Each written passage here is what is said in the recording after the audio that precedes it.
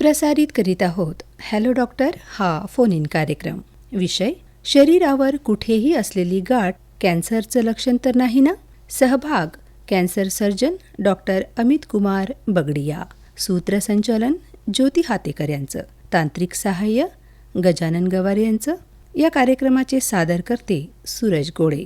या कार्यक्रमाला प्रायोजकत्व लाभलं आहे महाकाली मेडिकल्स, मोठी उमरी, अकोला. औषधे मिळण्याचे विश्वसनीय ठिकाण. Cancer surgeon doctor Amit Kumar Bagadia, MCH Tata hospital Mumbai, MS AIIMS New Delhi, advance oncology training Paris, breast implant and reconstruction training Italy, plastic and reconstructive fellowship Belgium. 1985 पासून आरोग्य सेवेत बगडिया हॉस्पिटल.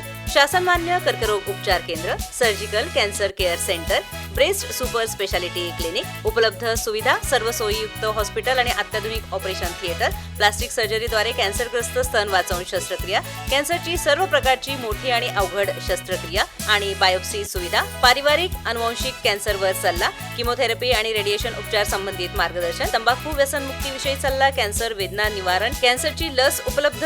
अधिक माहितीसाठी आपण Bagadia hospital, Amankhal plot, civil lines Chowk, Akola येथे किंवा 7249632449 या मोबाईल नंबरवरती संपर्क साधू शकता. मोबाईल नंबर पुन्हा एकदा ऐका, 7249632449. हॅलो डॉक्टर, आरोग्यविषयक शंकांचं थेट डॉक्टरांकडून निरसन. Hello doctor.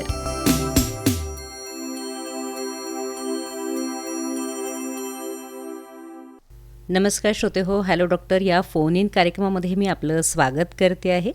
आज शरीरावर असलेली कुठलीही गाठ हे कॅन्सरचं तर लक्षण नाही ना, या विषयावरती तुम्ही प्रश्न विचारू शकता. त्यासाठी cancer surgeon doctor Amit Kumar Bagadia यांना आम्ही आमंत्रित केलेलं आहे. नमस्कार डॉक्टर. नमस्कार doctor Amit Kumar Bagadia, MCH Tata hospital Mumbai इथून त्यांनी केलेलं आहे. MS AIIMS New Delhi, advance oncology training Paris इथून, breast implant and reconstruction training Italy इथून, plastic and reconstructive fellowship Belgium इथून. सर, आपल्याला फोन कॉल येतोय. आधी आपण तो फोन कॉल घेऊया.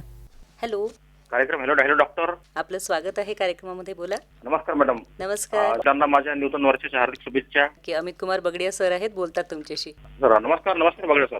नमस्कार साहेब, तुम्हालाही नवीन वर्षाच्या खूप हार्दिक शुभेच्छा. सर आपला विषय खूप छान आहे.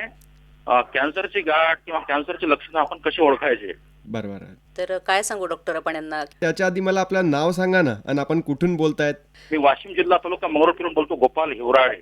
बोला आणि गोपाल मी साहेब. एका महामारीला सामना करतोय. मला आहे पॅरालिसचा आजार, पॅरालिस. अच्छा. प्रश्न असा आहे की कॅन्सरचे जे लक्षण आहेत, जसं आपल्याला सर्दी, खोकला होतो, हा, घाम येतो, थकवा येतो, हा, तर कॅन्सर कसा ओळखावा. आपला प्रश्न खूपच चांगला आहे. म्हणजे जे सुरुवात करायला एकदम चांगला प्रश्न आहे हा. कारण आपल्याला पूर्ण जे कॅन्सरबद्दल लक्षण आहे ते एका प्रश्नात थोडंसं समरीमध्ये देता येईल. तर असं आहे की कॅन्सरचं एक काही असं सिग्नेचर म्हणून त्याचा ठप्पा नाही आहे की हा झाला म्हणजेच कॅन्सर आहे. कारण कॅन्सर ही एक बिमारी नाहीच आहे, ती कुठल्याही अंगाला होऊ शकणारी एक बिमारीचा प्रकार आहे. कळलं का? म्हणजे की ते असं नाही आहे की जसं की शुगर वाढल्यानं डायबिटीज, त्याच्या असं काही डायरेक्ट एक काही थेट नियम नाही आहे. कुठल्या भागाला कॅन्सर गाठलेला आहे त्याच्यावरून त्याची लक्षणे आपल्याला कळता येते. समजा तोंडातला कॅन्सर असेल तर त्याला तोंडातला काही छाला फोडा होतो, जे 2-3 आठवड्यापर्यंत भरत नाही. तसल्या प्रकारचा फोडा असला तर तो कॅन्सरचा संशय आपल्याला निर्माण होते.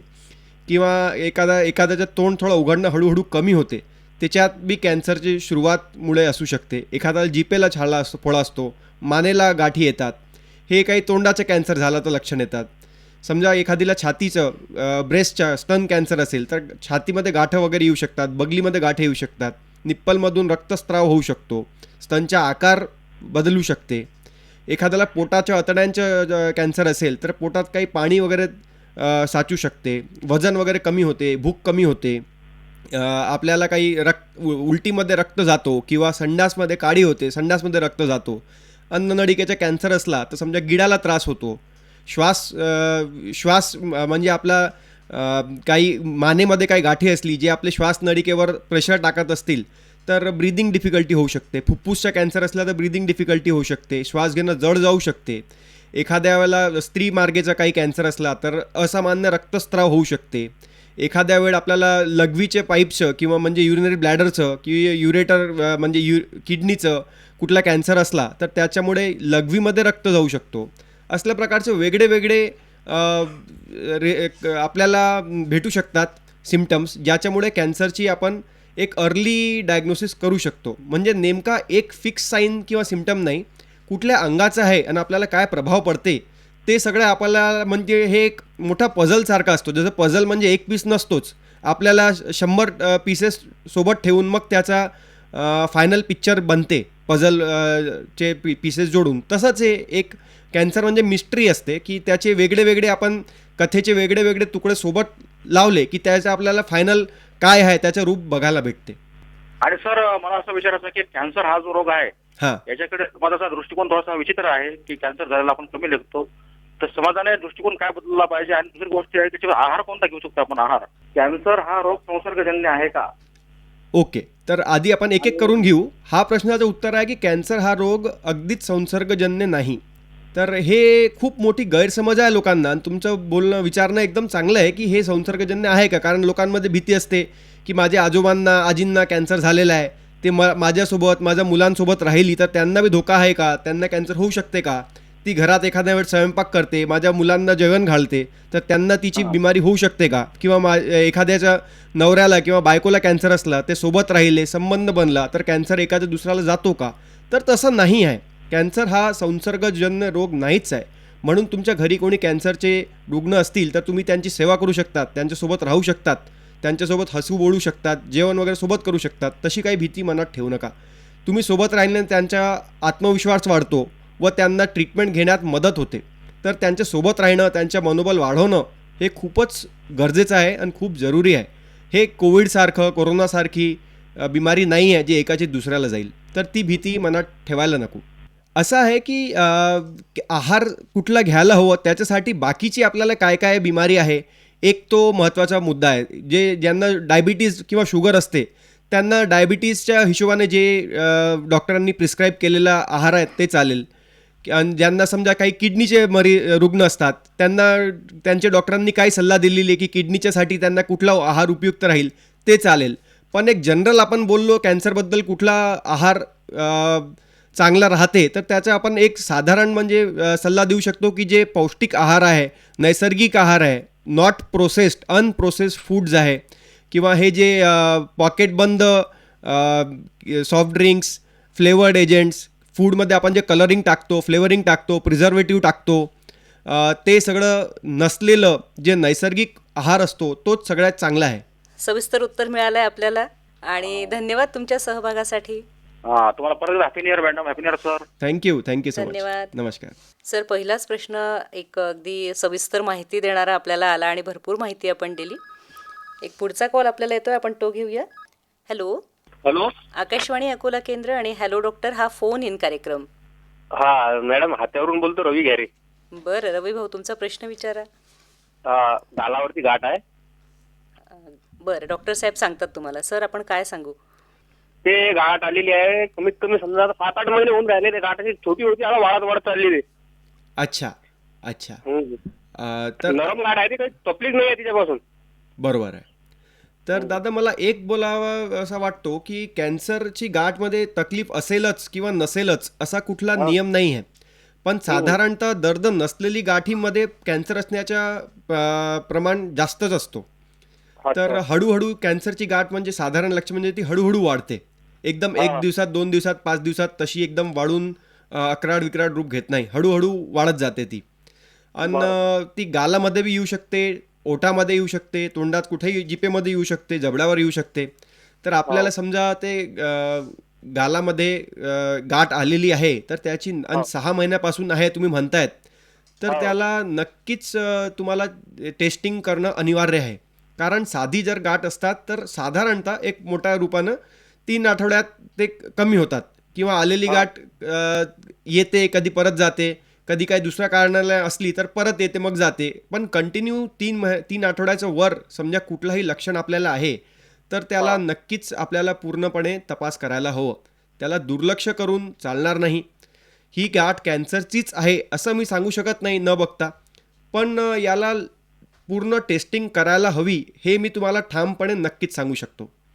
तर तुमच्या जवळ जे सर्जन डॉक्टर असतील त्यांना तुम्हाला एकदा नक्कीच दाखवायला हवं की हे म्हणजे याच्यात कॅन्सर आहे असं ते म्हणणार नाही, पण त्याच्यात कॅन्सर आहे की नाही त्याच्यासाठी उपयुक्त टेस्टिंग तुम्हाला नक्कीच सुचवतील.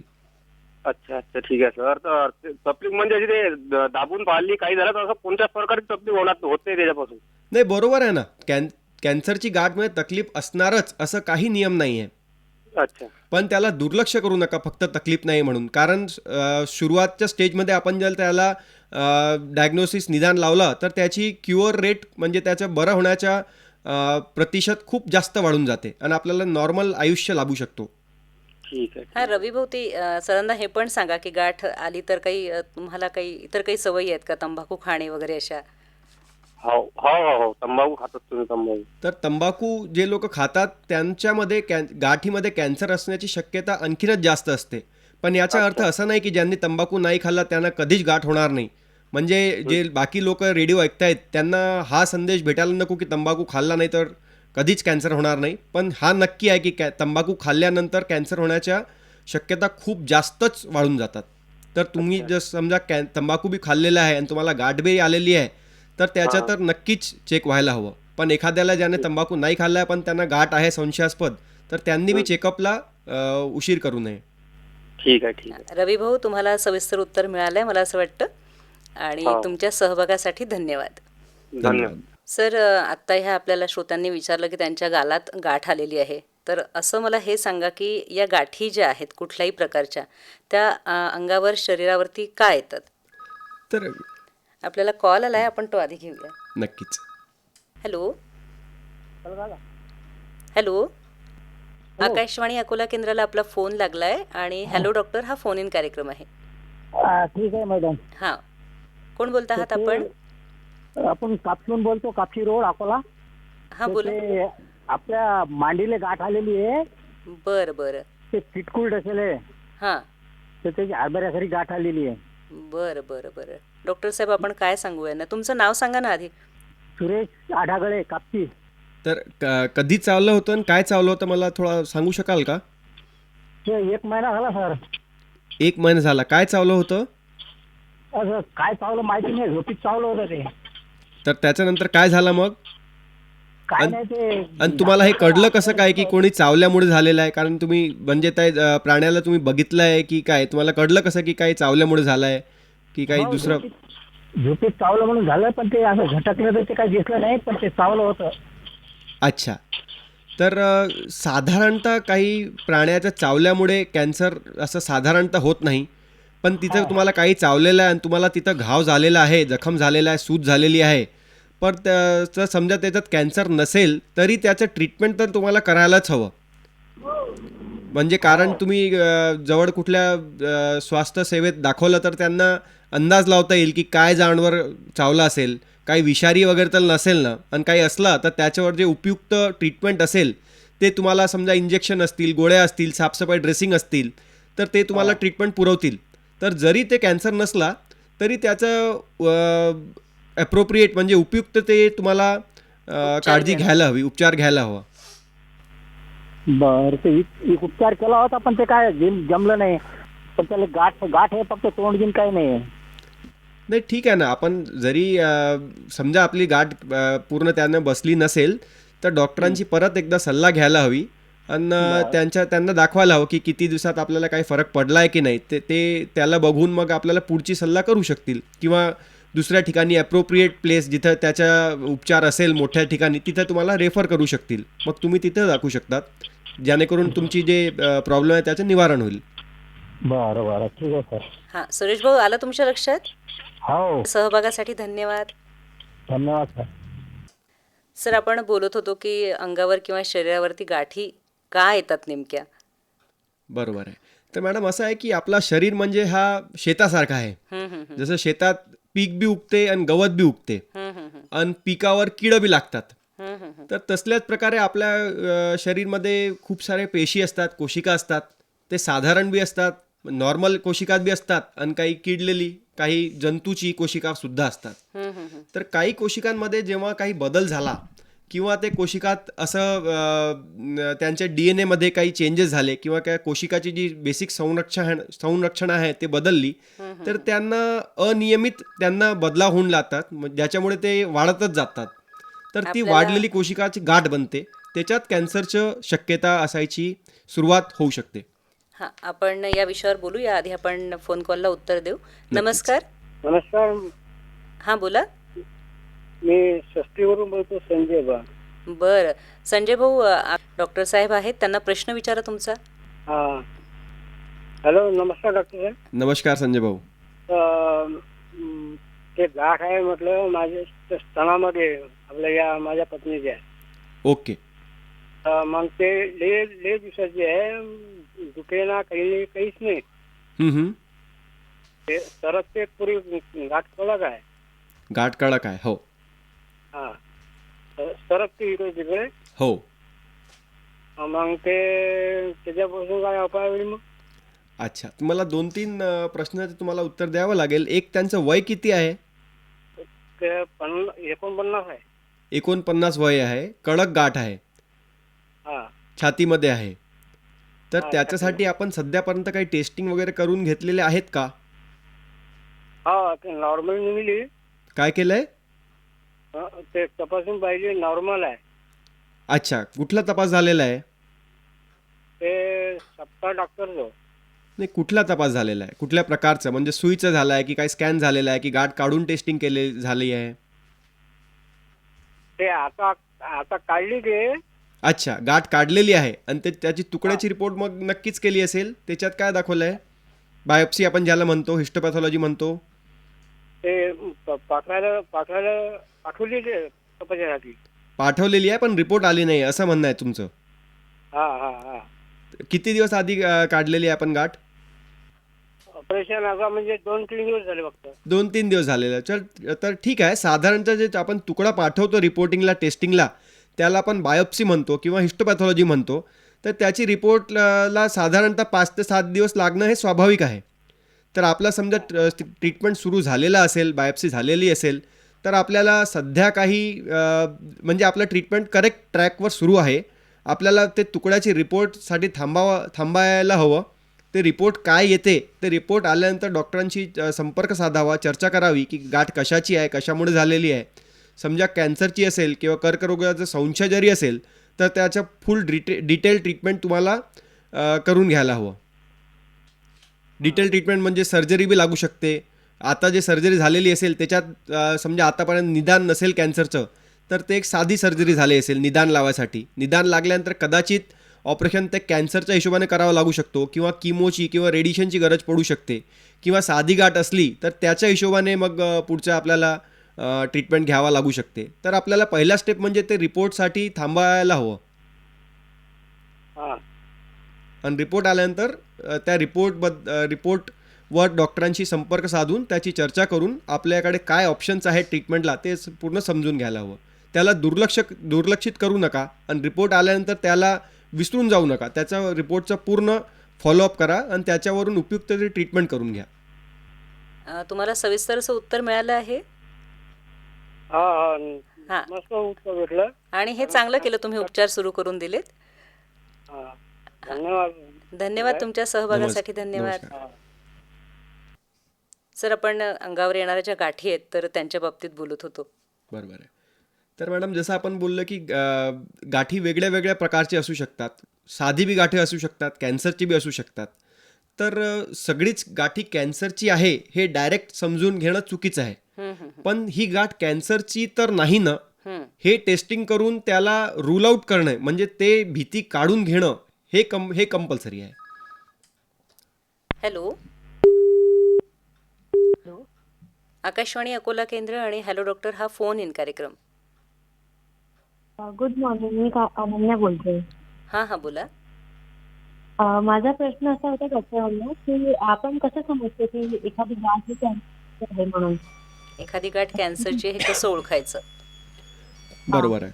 तर मॅडम, असं आहे की नमस्कार.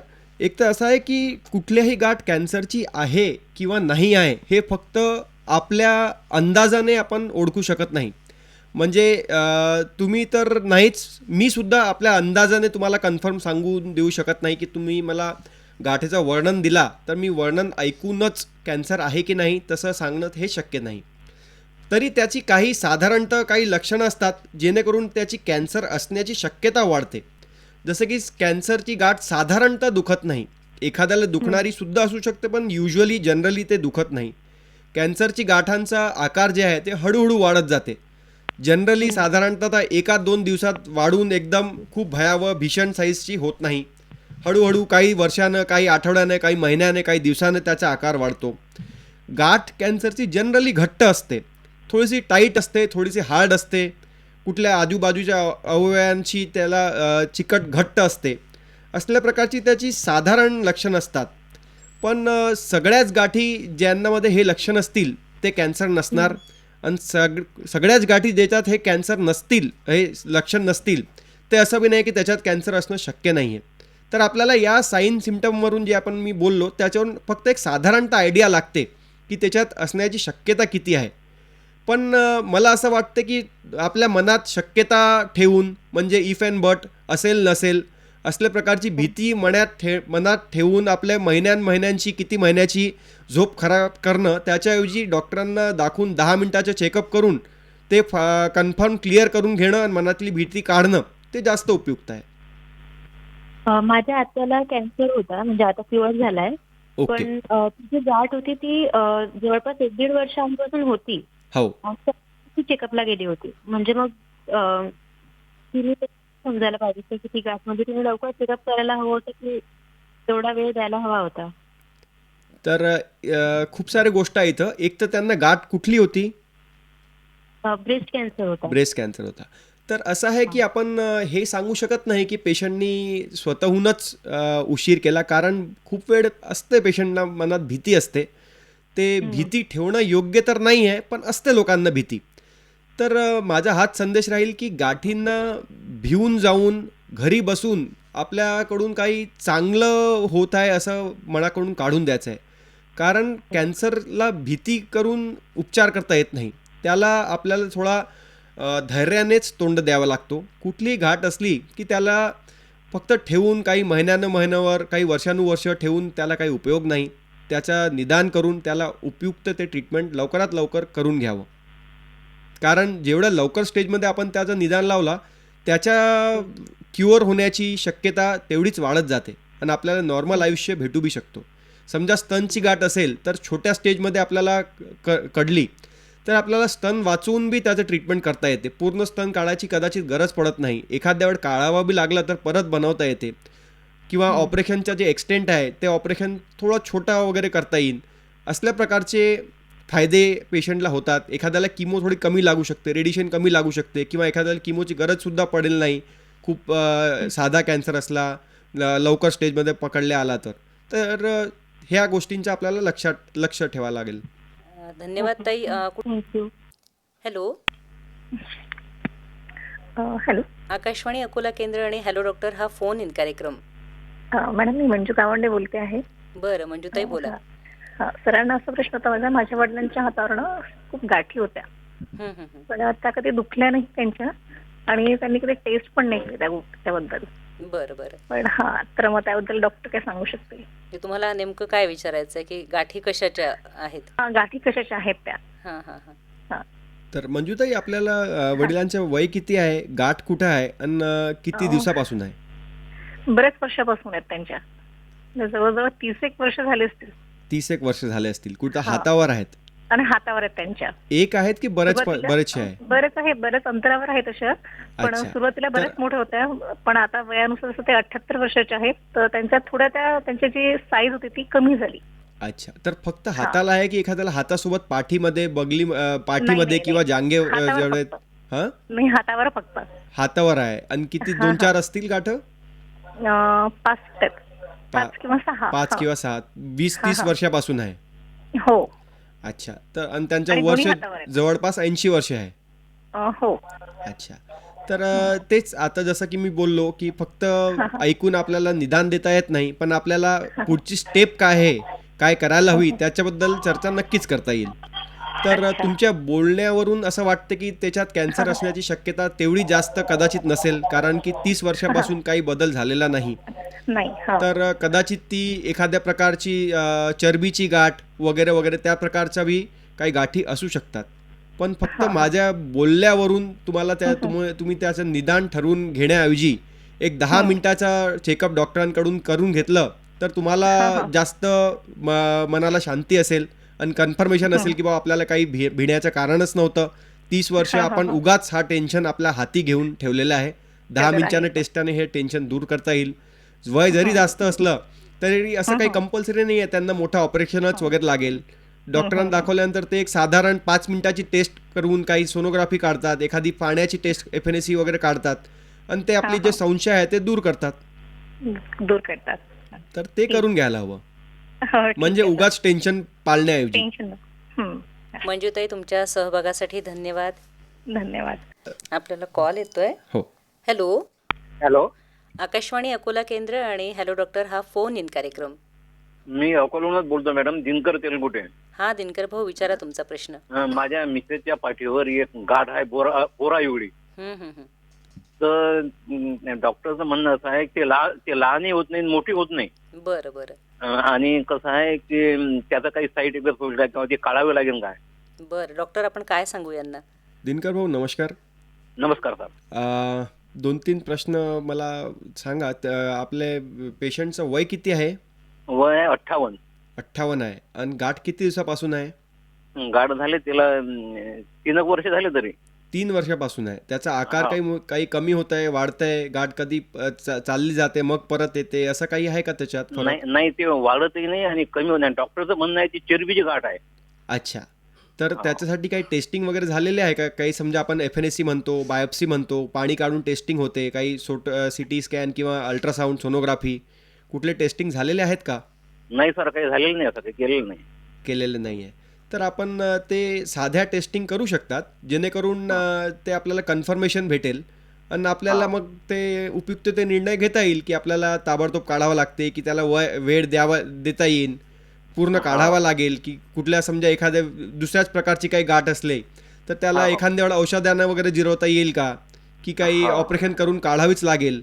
तर तसल्या प्रकारचे सगळे ऑप्शन्स तुम्हाला समजतील. एकदा त्याचा निदान अचूक झाला की असं नाही आहे, भिण्याचं कारण नाही की म्हणजे निदान लागला तर मग ऑपरेशनच करावं लागेल, असं काहीच नाही. निदान लागल्यानंतर आपल्याला ऑप्शन्स काय आहेत त्याच्याबद्दल चांगली चर्चा करता येते डॉक्टरांशी.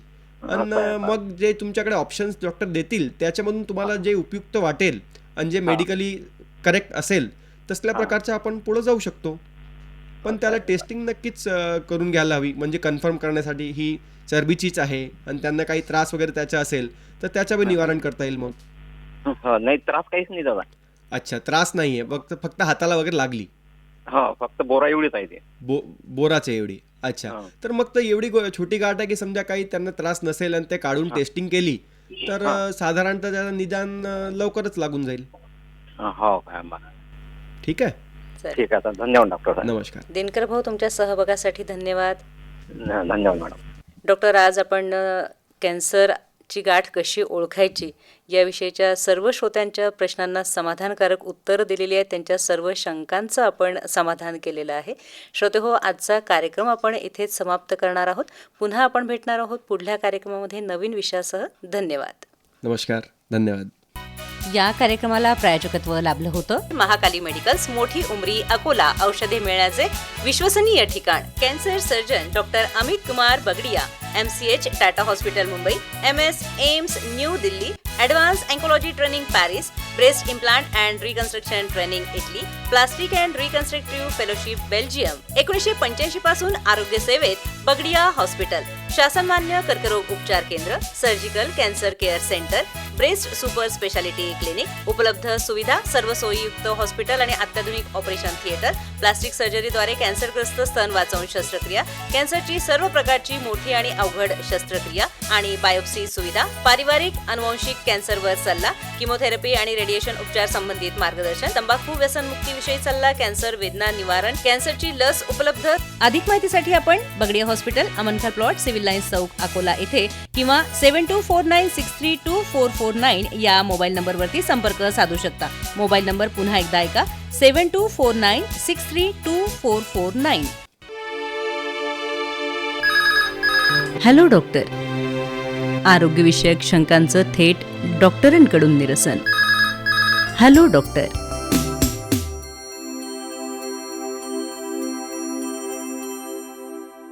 आपण ऐकत होतात हॅलो डॉक्टर हा फोन इन कार्यक्रम. विषय होता शरीरावर कुठेही असलेली गाठ कॅन्सरचं लक्षण तर नाही ना. सहभाग cancer surgeon doctor Amit Kumar Bagdia यांचा. सूत्रसंचालन केलं होतं ज्योती हातेकर यांनी. तांत्रिक सहाय्य लाभलं गजानन गवारे यांचं. आणि या कार्यक्रमाचे सादरकर्ते होते सूरज गोळे.